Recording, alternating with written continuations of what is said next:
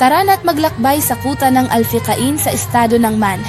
Ang kuta ng Alficain ay matatagpuan sa bayan ng Alficain sa estado ng Man. Itinayo ni Sheikh Masud bin Mohammed bin Sulaiman al-Busaidi noong 327 Hijri, 1617 Milad, 1617 AD.